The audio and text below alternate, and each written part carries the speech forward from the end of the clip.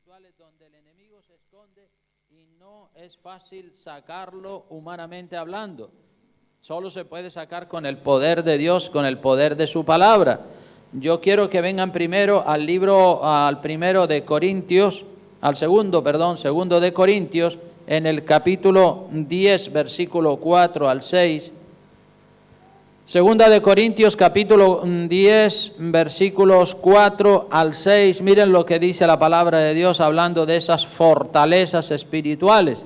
Dice así la palabra: porque las armas de nuestra milicia, segunda de Corintios 10, 4, segunda de Corintios 10, 4, están ahí todos, dicen amén. Dice así: porque las armas de nuestra milicia no son carnales, sino poderosas en Dios, para la destrucción de, ¿qué dice? De fortalezas espirituales, fortalezas mentales en la cabeza, ¿verdad? Ideas y conceptos equivocados acerca de la perfecta voluntad de Dios. El verso 5 dice: refutando argumentos y toda altivez que se levanta contra el conocimiento de Dios. Refutando argumentos, pensamientos, ideas, conceptos que se levantan contra el conocimiento de Dios. Toda altivez, todo pensamiento que va en contra de la palabra es un argumento, una altivez que se levanta contra el conocimiento de Dios revelado en su palabra. Dice, llevando cautivo, las últimas líneas del verso 5 dice, llevando cautivo todo pensamiento, ¿a dónde? A la obediencia a Cristo. Así tenemos que trabajar con los pensamientos que cada día vienen a nuestra cabeza, llevarlos cautivos, ¿sí? Y ponerlos bajo los pies de nuestro Señor Jesucristo. Entonces, en este pasaje de la Escritura que acabamos de leer, dice que las armas de nuestro ejército espiritual, no son carnales, sino poderosas en Dios para la destrucción de fortalezas espirituales. La palabra es una espada, ¿verdad? Una espada aguda de doble filo que destruye al enemigo. Esta es el arma más poderosa que nosotros los cristianos tenemos. Cuando viene un pensamiento a hacer nido en nuestra cabeza, nosotros lo sacamos.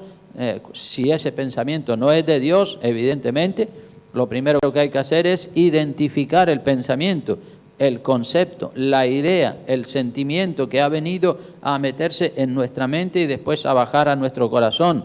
Tenemos que identificarlo. Si es de Dios, quédate ahí. Si no es de Dios, lo sacamos fuera y lo ponemos bajo la obediencia de nuestro Señor Jesucristo. Entonces, ¿qué es una fortaleza o un castillo espiritual donde se refugia el diablo? Pues es eso, un pensamiento, una idea que va contra el plan de Dios, contra el reino de Dios. Toda idea, pensamiento o argumento que va contra el reino de Dios viene del infierno, aunque esté muy bien presentada y que parezca muy bonita esa idea y que parezca halagüeña para nuestro corazón, pero si no es de Dios va a traer consecuencias desastrosas. Hay muchas fortalezas espirituales en la mente de los cristianos que hay que combatir y derribar. Hay que combatirlas y derribarlas en el nombre del Señor. Algunas de ellas son tan diversas, ¿sí? Por ejemplo, cuando te encuentras con la gente tradicional, con los católicos habituales, dicen, no, yo sigo la religión que me enseñaron mis padres. Y en esa fortaleza se escudan y ahí se mete el enemigo. Yo sigo la religión que me enseñaron mis padres. Claro, pero ese pensamiento no tiene fundamento bíblico. No, yo no mato, yo no robo, yo no le hago daño a nadie. Otro pensamiento que se convierte en una fortaleza donde el enemigo se refugia y esa persona no da el paso de fe para convertirse. Otra fortaleza es la fortaleza de las buenas obras, ¿sí? Creen que porque ayudan aquí o ayudan allá con algún dinero, pues se van a salvar por las buenas obras que hacen. Entonces, ¿para qué vino Cristo a morir en la cruz del Calvario? Si pudiésemos salvarnos por nuestras buenas obras, ¿verdad? Entonces, todo eso son conceptos, pensamientos, ideas que vienen al corazón de las personas, que vienen a la mente, y si se quedan allí, pueden hacer mucho daño a la persona. La fortaleza de la comparación también. Yo tengo un amigo, que era un amigo de la juventud, de cuando yo era soltero, y hace unos años me encontré con él. Él es casado ya, pero a él le gusta mucho las infidelidades. Él es infiel a su esposa en numerosas ocasiones. Y entonces yo le dije, chico, ¿pero qué estás haciendo? Eso no está bien, eso es pecado. Y él dice, no, Santiago, pero si todo el mundo lo hace. Digo, no, yo no lo hago. Una parte de la sociedad lo hará, pero yo no lo hago. Eso es pecado. Pero él se refugia en la comparación, que todo el mundo lo hace, se compara con los demás.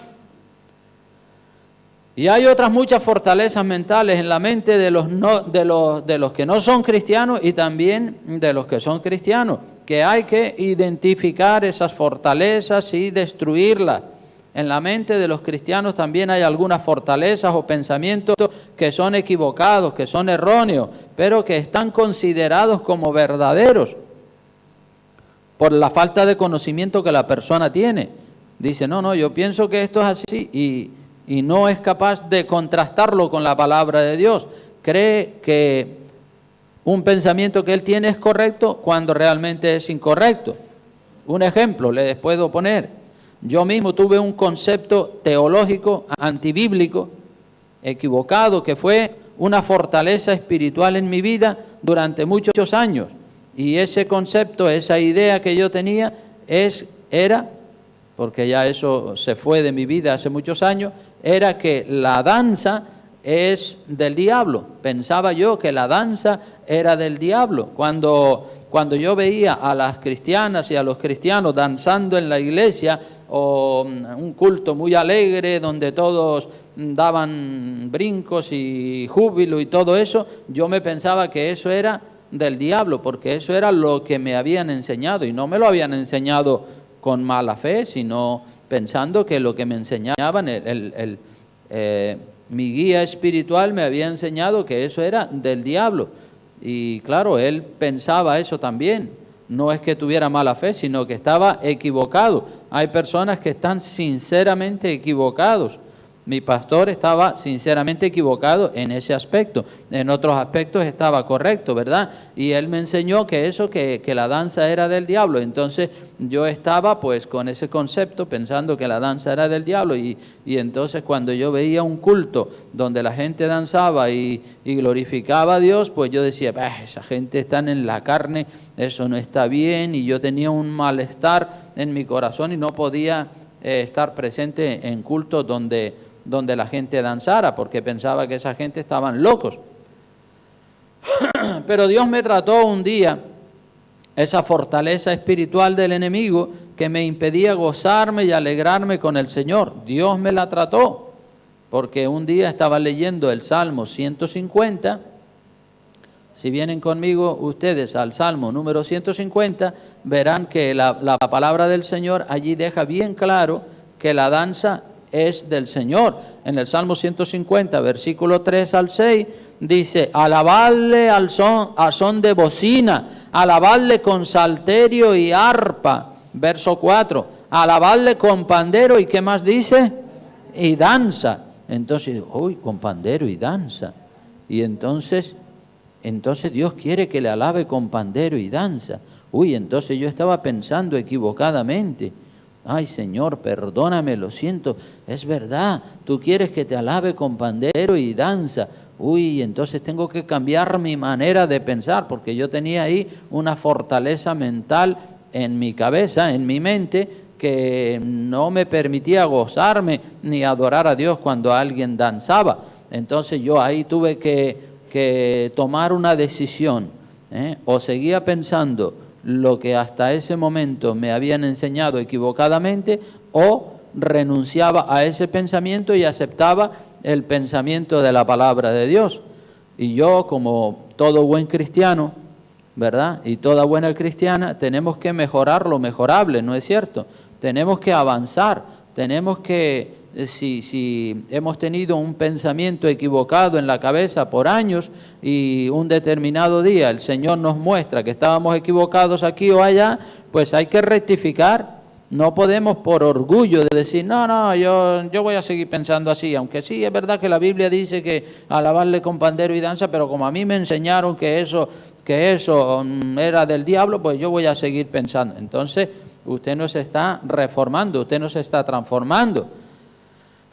Así que cuando yo leí y entendí ese salmo, la fortaleza del enemigo, es decir, ese pensamiento erróneo de que la danza era del diablo, se vino abajo, se derrumbó. Y ahora yo acepto la danza porque así lo dice la palabra de Dios. Nuestro credo tiene que estar basado en la palabra de Dios, no en lo que nos hayan enseñado. Es verdad que muchas de las cosas que nos han enseñado son correctas, pero hay algunas a lo mejor que son incorrectas, ¿verdad? Hay muchos argumentos, ideas, pensamientos o creencias que tenemos que examinar y luego echar fuera de nuestra cabeza aquellas creencias que van contra la palabra de Dios. Todo lo que vaya contra la palabra de Dios es una fortaleza mental que el enemigo ha logrado plantar en su cabeza. Las creencias que debemos de guardar en nuestra mente y en nuestro corazón son solamente las que están correctas de acuerdo a lo que enseña la Biblia. No a lo que yo pienso o a lo que me conviene, sino de lo que nos enseña la palabra de Dios. Saben ustedes que por nuestra cabeza pasan cada día cientos de pensamientos, ¿verdad? La cabeza nuestra, la cabeza de uno es como un almacén de empaquetado de tomates o de cualquier otra fruta. Por la cinta transportadora vienen cientos de miles de tomates o de fruta, de lo que sea, y los operarios tienen que clasificar esos tomates porque los de primera pues son para empaquetarlos y para exportarlos, los de segunda, que son un poquito más pequeños, se venden más baratos, y los que están feos y los que están podridos o dañados, esos se tiran a la basura. Eso es lo que se llama seleccionar la fruta, ¿verdad? Sean tomates, pera, naranja, manzana, lo que sea. En los almacenes de empaquetados se seleccionan las diferentes frutas y la que no sirve pues va para los animales, la que es de primera clase para exportarla porque se vende más cara, la que es de segunda clase a lo mejor para el consumo interior. Y así debe ser con los pensamientos. Los pensamientos buenos se guardan en nuestro corazón y los malos se echan fuera de nuestra mente porque si no terminamos mal, ¿verdad? En las fábricas de envasar productos hay que seleccionar lo que reúne la calidad determinada para luego elaborar y envasar. Y seleccionan el producto. Y en nuestras mentes, que como dije son como una fábrica, tenemos que seleccionar los pensamientos. Porque los buenos pensamientos son el producto a envasar, el producto a guardar. Los buenos pensamientos deben ser sacados de en medio de los malos pensamientos. Tenemos que ser selectivos, decir, este pensamiento a mi mente, y este otro también, y este otro también. Y los que no son de Dios, sacarlos de nuestra mente. Los que son de Dios, ponerlos en nuestra mente, que forma nuestro credo, y luego bajarlos también al corazón. Los buenos pensamientos se van elaborando, se van envasando y almacenando en nuestra mente, y así forman nuestro credo, ¿verdad? El credo de la palabra de Dios, un credo sano, un credo bíblico, un credo puro y limpio de malos pensamientos. Así tiene que ser nuestra mente, ¿verdad? Un credo puro, sano, limpio. Tenemos la tendencia a creer todo lo que nos han enseñado nuestros maestros sin haberlo examinado en la palabra de Dios. Es la tendencia habitual que tenemos. Y lo que creemos es lo que regula o marca nuestro andar por la vida. Lo que nosotros creemos es lo que regula, lo que marca nuestro andar por la vida. Antiguamente, cuando una persona tenía fiebre, porque la gente antiguamente tenían pensamientos equivocados sobre la fiebre. Yo me recuerdo que cuando yo era niño, pues la gente, cuando una familia tenía un hijo con, si no les importa, si quieren pueden pasar para adentro, sí, mejor, sí. Bueno, es que si hablan ahí, pues nos interrumpe, pero pueden pasar, sentarse. Ya. Bueno, están invitados a entrar cuando quieran, ¿sí?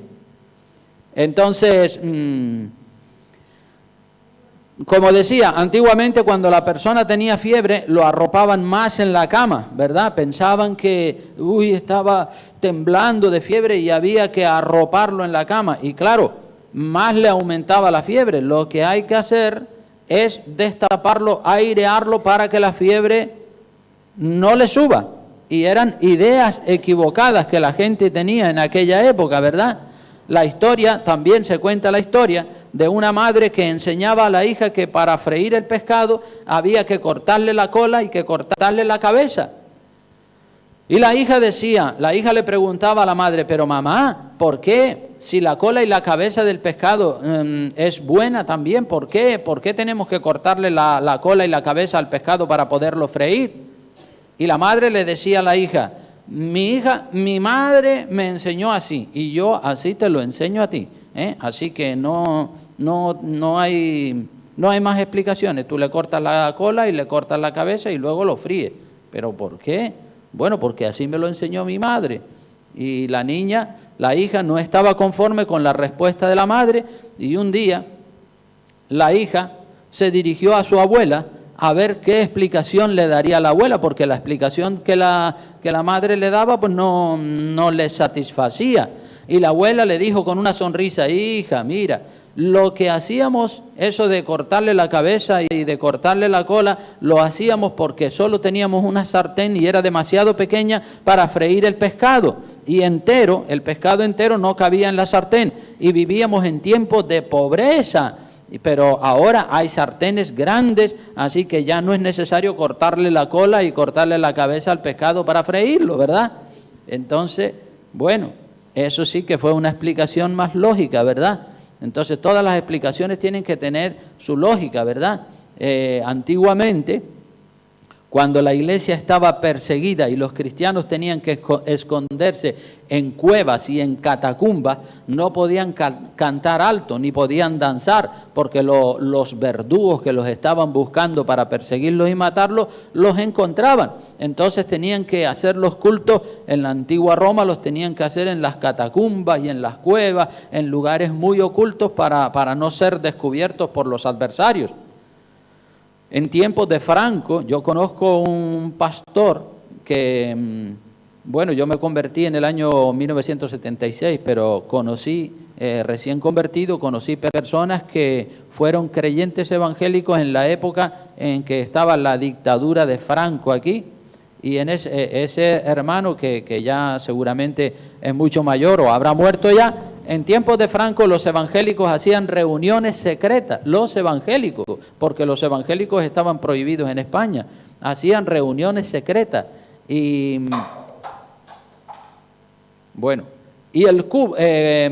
tenían en esas reuniones secretas, tenían un cubo, la señal era un cubo que habían puesto en un lugar y cuando el cubo estaba boca arriba se podía hablar tranquilamente del evangelio, pero si se sospechaba que había un espía dentro de la reunión, entonces el cubo estaba boca abajo y hablaban pues de otra cosa, ¿verdad? Para no ser descubiertos, porque los perseguían y los mataban también.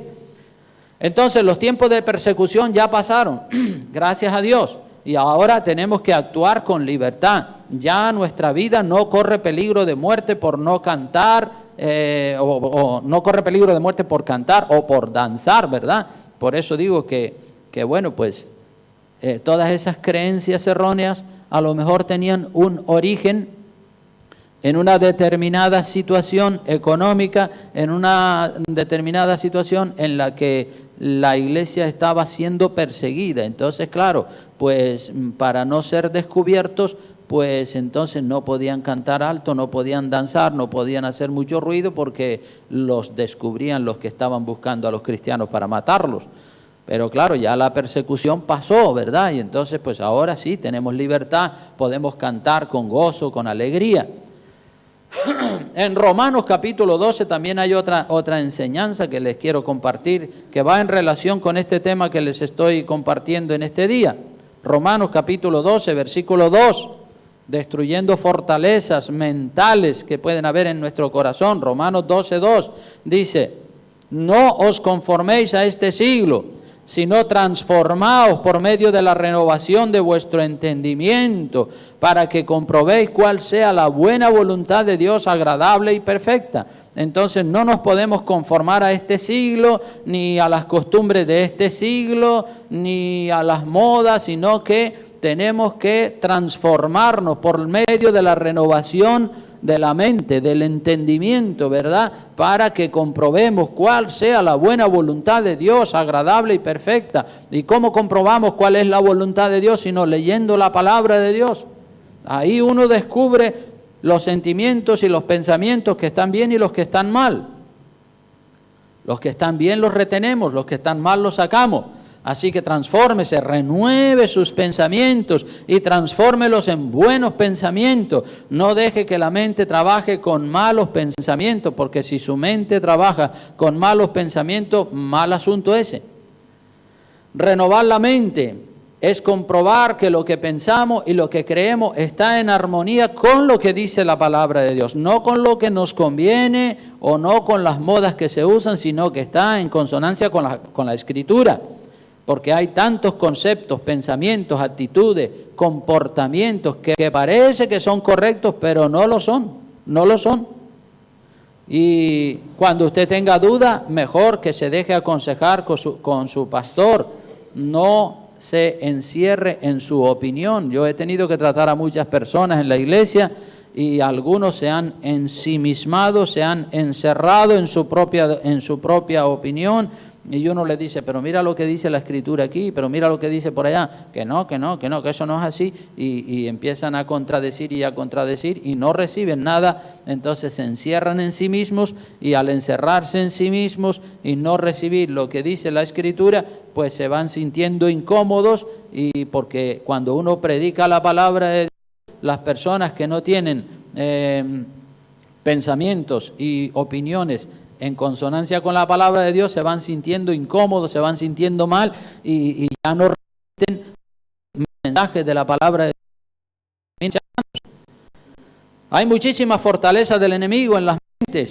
Usted y yo somos lo que pensamos, ¿verdad? Muchos jóvenes tienen fortalezas del enemigo en sus mentes, jóvenes que no son cristianos, ¿verdad?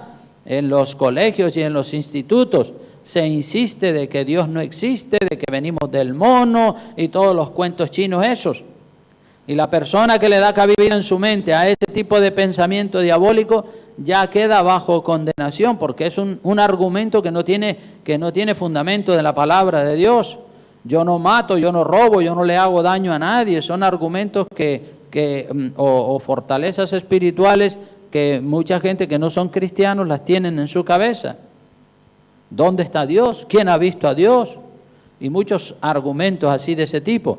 Todo argumento de autojustificación propia, ¿verdad? Porque a veces tenemos errores y actitudes y comportamientos que no son de Dios, pero los justificamos. Eso se llama autojustificación propia. Son sentimientos o pensamientos de rebeldía o de orgullo o de arrogancia o de crítica y murmuración. Todo eso son fortalezas del enemigo en las mentes de las personas y en las mentes incluso de algunos cristianos y cristianas. No solo debemos derribar las fortalezas del enemigo en nuestras mentes, no debemos dejar la mente en blanco o vacía, como dicen los maestros del yoga, ¿verdad? Los maestros del yoga, ellos inducen a la gente a que no piensen, a que dejen la mente en blanco. Y cuando dejan la mente en blanco, pues el diablo aprovecha para entrar ahí y hacer cosas raras y extrañas en los que practican el yoga. Hay que construir pensamientos puros en la cabeza, consolidar ideas sanas en nuestra mente. Mira lo que dice Filipenses capítulo 4, versículo 8. Acompáñenme allí, por favor. Filipenses 4, 8. Gloria al nombre del Señor. Aleluya. Filipenses capítulo 4, versículo 8. Dice así la palabra de Dios. Por lo demás, hermanos, todo lo que es verdadero, todo lo que es honesto, todo lo que es justo, todo lo que es puro, todo lo amable, todo lo que es de buen nombre, si hay virtud alguna, si algo digno de alabanza, que dice, en esto pensad. En eso es en lo que tiene que estar nuestra cabeza pensando continuamente, no en lo malo. Recuerda, todo lo que es verdadero, lo falso, déjelo a un lado, porque si está dándole vueltas a un concepto falso, mejor no pensar en eso. Todo lo que es verdadero, eso sí lo estamos ratificando y pensando. Todo lo que es honesto, todo lo justo, todo lo puro, todo lo amable, todo lo que es de buen nombre. Si hay virtud alguna, si algo digno de alabanza, en esto es en lo que tenemos que estar ocupada, tenemos que tener ocupada la mente. Nosotros debemos de elegir qué tipo o clase de pensamientos se van a estar elaborando en nuestra mente, ¿sí? Hay gente que tiene pensamientos de suicidio, y le dan vueltas al tema y lo piensan una y otra vez y al final llegan a suicidarse. Otros que le están dando vuelta al tema del divorcio y finalmente se divorcian. Pensamientos de ruptura, pensamientos de destrucción. Otro pensamiento equivocado es de autocompasión de sí mismo, ¿verdad? Ese es un pensamiento que suele anidarse mucho en el corazón de las personas resentidas, y están resentidas y guardan cierto rencor porque se autocompadecen de sí mismos, tienen mucha misericordia de sí mismos, ¿verdad? Y están siempre autocompadeciéndose. Cuidado con ese pensamiento. No tenemos que ser muy autocompasivos con nosotros mismos, tenemos que ser duros con nosotros mismos y bendecir a las demás personas. Pensamientos de crítica, ¿verdad? Pensamientos de pecados sexuales. Hay tanta clase de pensamientos que nosotros tenemos que examinarlos en nuestro corazón, nuestra mente, nuestro credo. Nuestro cerebro es una fábrica donde hay mucho movimiento de pensamientos. Un pensamiento va, otro pensamiento viene, un pensamiento choca contra otro pensamiento, y así nuestra mente lleva muchos años trabajando, ¿verdad? Y los pensamientos se van instalando, unos se van instalando y se van arraigando, otros van saliendo, de todo se va produciendo en nuestra mente, ¿verdad? Nuestra mente es como un taller donde Satanás quiere instalarse y trabajar. Este es el campo de trabajo que al enemigo le gusta y tiene muchas preferencias, ¿verdad? Por instalarse ahí y empezar a maquinar y a mover pensamientos. Y nuestro cuerpo obedece las órdenes que salen del puesto de mando, de la mente, ¿verdad? Porque este es el puesto de mando. Lo que se determina aquí en la cabeza es de donde salen las órdenes para todo el cuerpo. La mente, el cerebro, es el puesto de mando del cuerpo. La mente manda y el cuerpo obedece. Si la mente está loca, le hará mucho daño al cuerpo, ¿verdad? Si la mente ordena al cuerpo lanzarse al vacío desde una altura de 30 pisos, el cuerpo obedece sin titubear, porque la orden parte de aquí, de la cabeza. Se ha estado maquinando, se ha estado elaborando ese pensamiento del suicidio durante tanto tiempo, y finalmente se toma la decisión y la mente ordena al cuerpo lanzarse de ese edificio de 30 pisos y el cuerpo obedece sin titubear. Hay un refrán que me gusta mucho que dice que no puedes evitar que los pájaros vuelen sobre tu cabeza, pero sí puedes evitar que hagan un nido en tu cabeza, ¿verdad? Esto quiere decir que usted no puede evitar que le vengan malos pensamientos a la cabeza, pero sí puede evitar que esos malos pensamientos permanezcan ahí dando vueltas y moviéndose dentro de su mente. Entonces lo mejor es el mal pensamiento sacarlo fuera.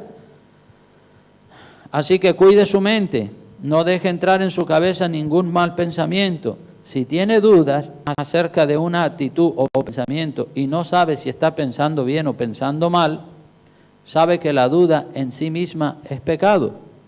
Vivir en un estado de duda es pecado. Quiero que vengan conmigo a Romanos, ese verso se me olvidó colocarlo ahí en la pantalla de la tele, pero bueno, en Romanos capítulo 14, acompáñenme allí para que vean que la duda es pecado. Cuando una persona tiene dudas sobre algo, no debe de permanecer en ese estado de duda indefinidamente en el tiempo. Debe sacar esa duda de su corazón, porque si no la saca, esa duda se convierte en pecado. Mira lo que dice Romanos 14, versículo 23. Romanos 14, versículo 23. ¿Lo encontraron ya? Amén. Dice así: pero el que duda sobre lo que come es condenado. Fíjate, el que duda sobre lo que come es condenado, porque no lo hace con fe. Y todo lo que no proviene de fe, ¿qué dice que es? Pecado. El que duda sobre lo que come. Si usted dice, bueno, la morcilla tiene sangre, y es verdad que la Biblia dice que no debemos de comer la sangre. Bueno, ¿qué hago? ¿Me la como o no me la como? Sí, no, sí. Y empieza la duda en la cabeza. Y usted, pues, unas veces la come, otras veces no la come.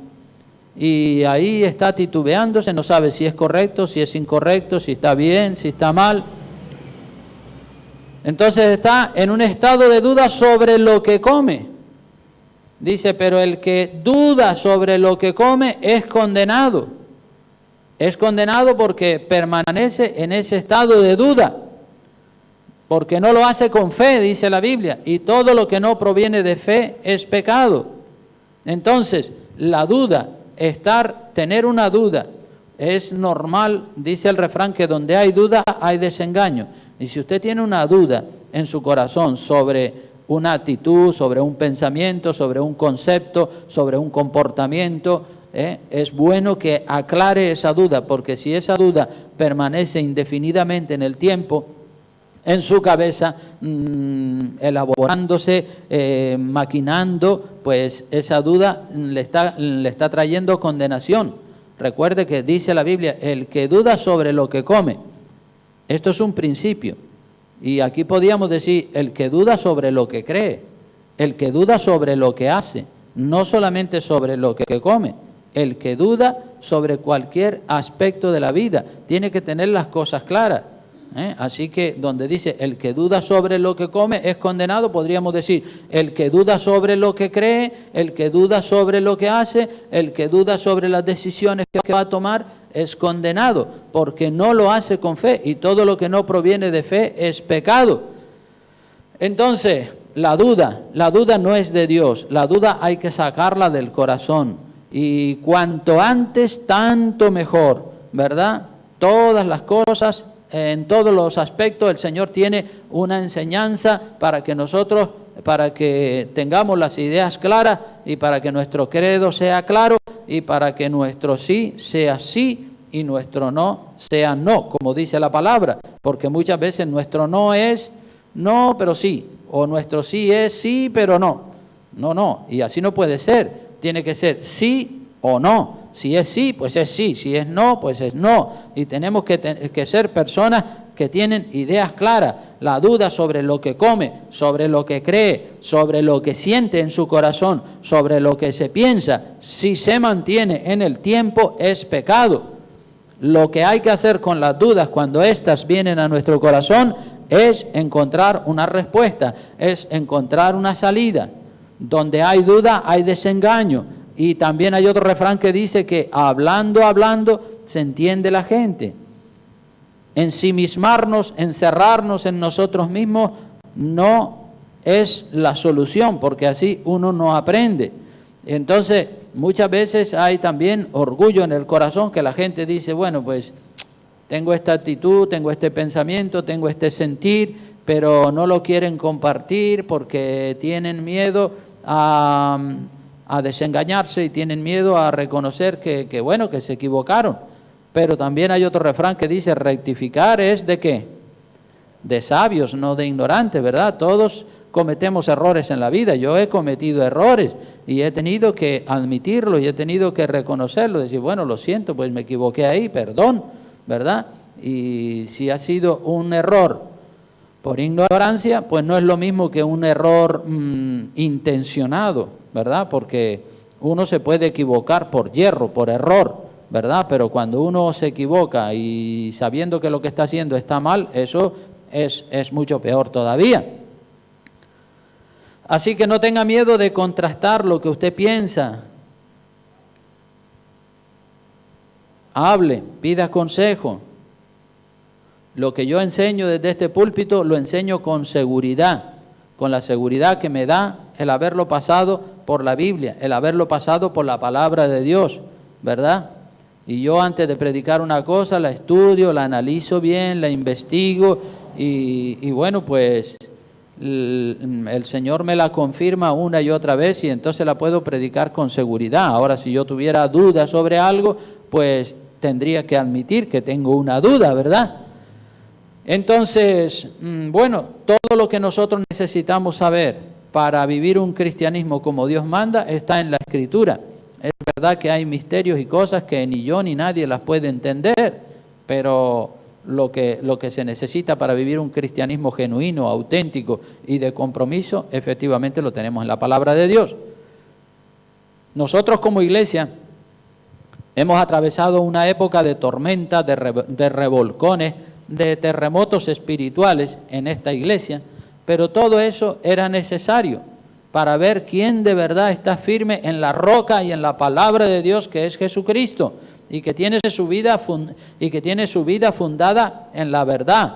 Hay muchos que tienen la vida fundada encima de la arena. Entonces dice la Biblia que a los que aman a Dios todas las cosas les ayudan a bien. Los problemas, las dificultades, las situaciones complicadas, todo nos sirve para bien, porque el hombre y la mujer que ama a Dios cada día echa más raíces en la palabra de Dios.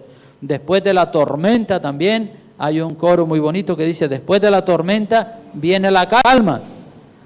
Y yo puedo decir este día, que ya estamos cumpliendo los 24 años de aniversario, que después de la tormenta ha venido la calma y ha venido la tranquilidad y la paz, y ha venido el deseo de arrancar de nuevo con una nueva etapa, y en esa nueva etapa estamos todos trabajando para el Señor.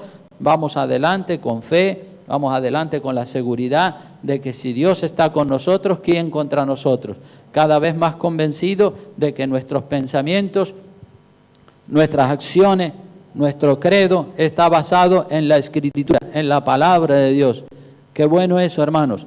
Vamos a seguir afinando la puntería, vamos a seguir centrándonos en la palabra de Dios y vamos a seguir dándole al Señor toda la gloria y toda la honra que le corresponde. Vamos a mejorar lo mejorable y vamos a seguir avanzando en esta sociedad en la que nos ha tocado vivir, siendo una iglesia modelo, una iglesia ejemplar, una iglesia templada, equilibrada, que va siempre por el camino recto que el Señor manda en su palabra. Y si vemos a alguna persona que se ha desviado, vamos a tratar de hacerlo volver al camino del orden, al camino de la bendición.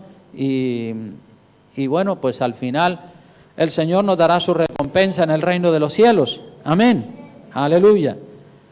Gloria a Dios. Pues yo animo en este día a todos y a todas y espero que sigamos mejorando nuestro cristianismo, perfeccionándolo, ajustándolo bien a la palabra de Dios y amarrándonos el cinturón, porque de cuando en cuando vienen tormentas, ¿verdad?